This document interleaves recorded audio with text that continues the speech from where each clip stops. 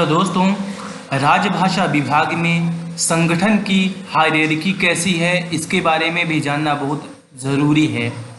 जब आप कभी साक्षात्कार में या फिर किसी भी परीक्षा में बैठेंगे तो ऐसे क्वेश्चंस आपके सामने रखे जा सकते हैं। तो आपको ध्यान देना है कि जो राजभाषा विभाग है उसका जो कार्य है वो संसदीय तो है ही, और यहाँ पे सबसे जो टॉप पोजीशन पे रहेगा उसको सुपरवाइज करेगा वो होता है गृह मंत्री।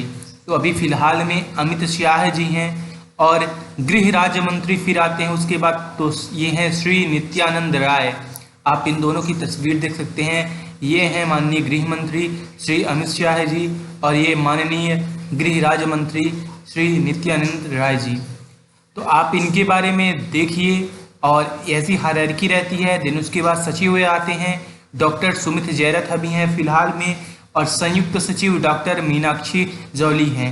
ये वीडियो मैं रिकॉर्ड कर रहा हूँ अक्टूबर 2020, तो इस अकॉर्डिंग ये है, ये बाद में चेंज होता रहेगा। दिन उसके बाद हायरार्की में आते हैं निदेशक, जो कि डायरेक्टर हैं, संयुक्त निदेशक, ज्वाइंट डायरेक्टर, निदेशक, और ये अलग अलग डिपार्टमेंट्स के लाइक तकनीकी, कार्यान्वयन, नीति, प्रशासन, बजट, सेवा, पत्रिका, अनुसंधान, शिकायत, और दिन उपसचिव प्रशिक्षण रहते हैं। ये लगभग सेम हायरार्की में आते हैं, और इनको डायरेक्ट सुपरवाइज करते हैं संयुक्त सचिव। इसके बाद से यह हायरार्की चलती रहती है, और सबसे अंत में आप देखेंगे कि कार्यान्वयन अनुभाग, तकनीकी कक्ष, जो कि एक कोई भी संस्था किसी भी नगर में रहती है वहाँ पे आके ये रुकती है। तो इस तरह से ये हायरार्की रहती है राजभाषा की, और राजभाषा किस तरह से कार्य करेगा ये सारा का सारा जिम्मेदारी रहती है गृह मंत्री जी की। ये यहाँ से सभी को आदेश करते हैं, और ये जितने भी इसके रिप्रेजेंटेटिव हैं विभागों के, ये रिपोर्ट करते हैं इन फाइनल गृह मंत्री श्री अमित शाह जी को।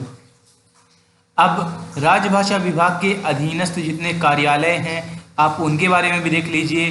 तो राजभाषा विभाग मेन रूप से 4 को हैंडल करता है। इसके अंडर 4 आते हैं: केंद्रीय अनुवाद ब्यूरो, केंद्रीय हिंदी प्रशिक्षण संस्थान, संसदीय राजभाषा समिति, क्षेत्रीय कार्यान्वयन कार्यालय।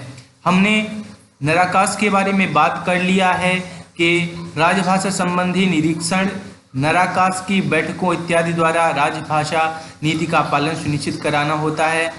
तो क्षेत्रीय कार्यान्वयन कार्यालय, जैसे किसी नगर में अगर बहुत सारे लगभग 10 से ज़्यादा अगर केंद्रीय सरकार के कार्यालय हैं तो वहाँ पे नराकास एक नगरीय राजभाषा कार्यान्वयन समिति का गठन किया जाता है, जहाँ पे राजभाषा के सभी नियमों का उस क्षेत्र में पालन हो रहा है इसका संगठन ये समिति सुपरवाइज करती है, उसे देखती है।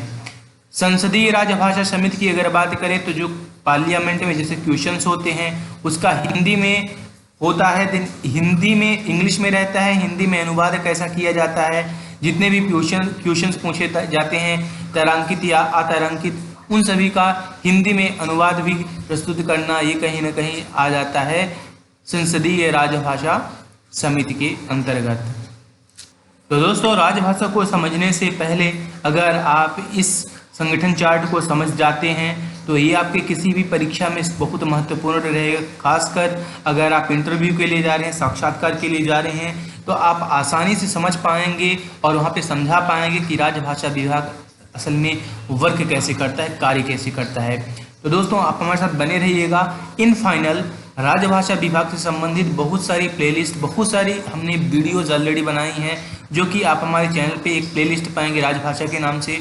वहाँ पे उन सभी वीडियो का कॉम्बिनेशन हमने कर दिया है, और आप उन सभी को देखिए, शेयर करिए उन सभी को जिनकी आप हेल्प करना चाहते हैं।